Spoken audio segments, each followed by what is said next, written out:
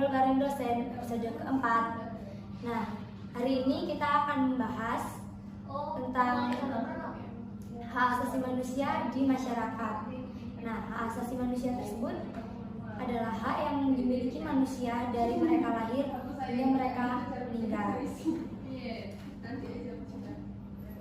Nah, kali ini saya bersama pemateri kita yaitu Bapak Fahmi yang merupakan dosen Fakultas Hukum Universitas PGRI Kanjuruhan Malang. Selamat siang Pak Fahmi. Selamat siang. Gimana kabarnya Pak? Alhamdulillah baik. Nah, gimana kalau kita langsung mulai aja Pak ya, menurut Pak Fahmi sendiri ya. Bagaimana sih Pak tanggapan Pak Fahmi tentang yang dimaksud hak asasi manusia itu? Hak asasi manusia ini seperti yang tadi adik siapa? Ada dikatakan sebenarnya kalau kita ngomong hak asasi manusia itu kan sebenarnya kodrati dari ilahi yang sebenarnya sudah menyatu dalam diri manusia ketika dilahirkan, bahkan sebelum dilahirkan pun sudah ada haknya. Jadi itu yang dimaksud hak asasi manusia. Ya, Pak ya. Terus kalau untuk di Indonesia sendiri kan pasti ada sejarahnya gitu Pak ya. Kalau sejarah HAM di Indonesia itu gimana Pak? Ya, sejarah HAM di Indonesia itu saya bagi menjadi dua ini dulu ya, karena ada sebelum pasca kemerdekaan, setelah kemerdekaan. Kalau kita lihat sendiri cukup unik ya, cukup unik dan cukup menarik kalau kita mengulas tentang sejarah HAM di Indonesia.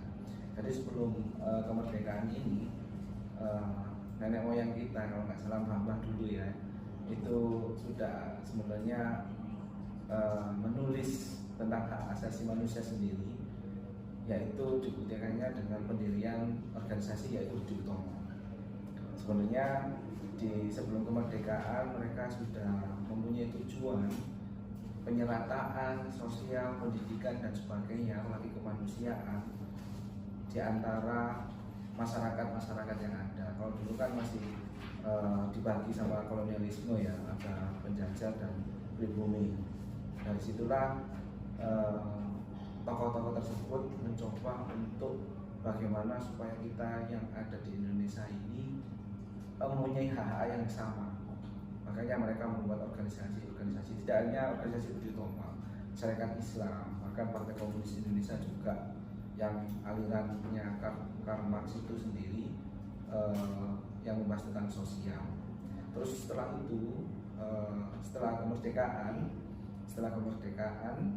itu dibuktikan dengan adanya masyarakat berhak untuk mendirikan partai politik, ya kan? Pada saat itu ada PDI, kemudian P3, Golkar, kemudian berkembang sampai sekarang menjadi beberapa partai. Nah, disitulah momentum hak asasi manusia bahwasanya semuanya memiliki suara dan berpendapat dan sama di mata hukum. Oh, jadi yang kalau hak asasi manusia itu jadi banyak manusia itu bisa berekspresi gitu Pak ya? Iya, bebas berekspresi sesuai dengan aturan yang ada. Nah, di Indonesia kan ada hak asasi manusia dan juga ada hak warga negara. Di setiap negara kan pasti ada Pak ya. Nah, kalau dari keduanya itu perbedaannya apa Pak? Hak asasi manusia dan hak warga negaraan ya. Iya. Sebenarnya tidak ada perbedaan, tapi ada sebuah formulasi yang menjadi tahapannya tidak sama, yaitu kalau misalnya hak asasi manusia itu kan secara kodrati dimiliki semenjak dia memiliki nyawa dalam kandungan. Sedangkan kalau hak warga negara itu diatur dalam hukum positif kita, yaitu undang-undang, peraturan pidana dan sebagainya. Jadi otomatis kalau hak sebuah negara atau misalnya hak warga negara yaitu harus mengikuti undang-undang yang ada. Jadi di situ poinnya. Kalau misalnya di HAM sendiri itu kodrati dari ilahi, kalau hak warga negara itu secara hukum positif mereka memang harus mengikuti aturan itu.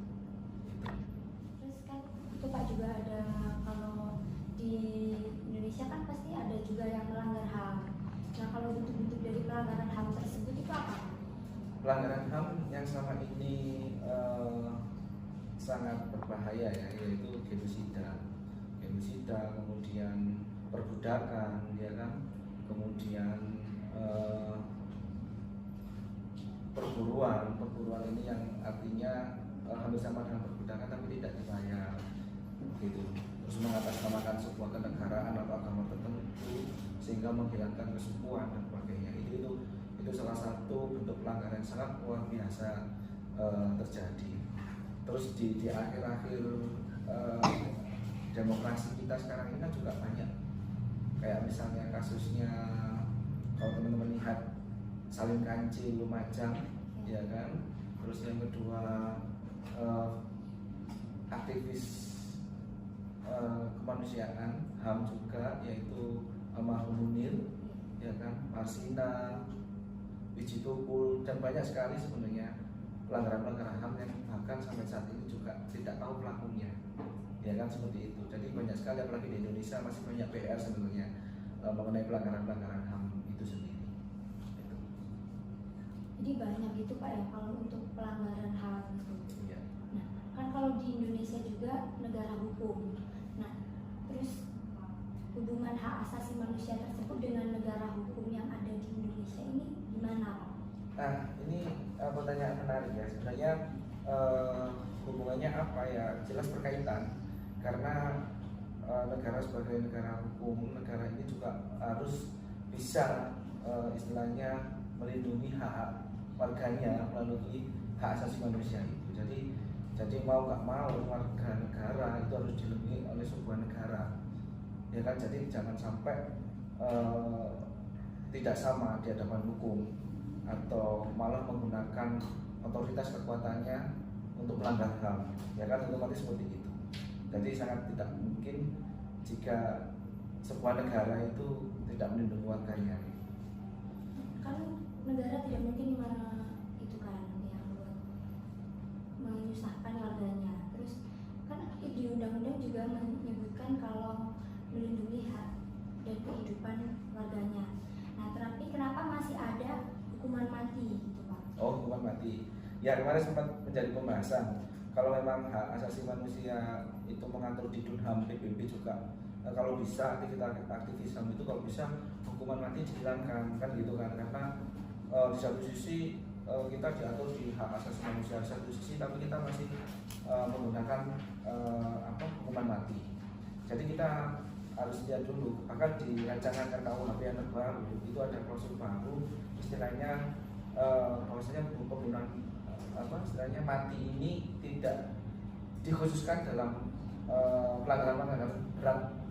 Jadi dikhususkan ke pelanggaran berat, jadi tidak sampai segala peraturan atau yang melanggar tentang hukum itu sendiri itu sampai semuanya harus ada hukuman mati, tidak. Tapi jika melanggar sampai berat banget itu berarti harus ada hukuman mati.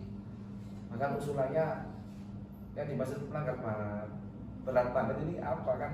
Kita lihat dampaknya sesuatu yang melanggar yang berdampak luas. Kalau kita lihat apalagi saking gemesnya kemarin banyak aktivis juga. Kalau gimana kalau misalnya koruptor ini dihukum mati? Karena secara kasat mata memang tidak berdampak.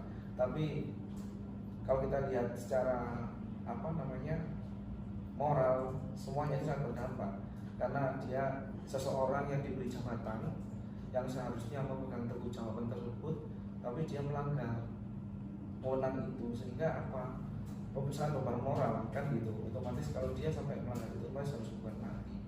Apalagi kemarin kan sempat juga sebelum kita COVID mengenai dana bansos, ya kan, salah satu pejabat mengatakan, iya, kalau sampai bansos ini ada yang mengkorupsi, ya kan, maka akan dihukum mati. Tapi ternyata teman-teman lihat sendiri yang kemarin tertangkap juga mengkorupsi dana bansos ternyata kan tidak.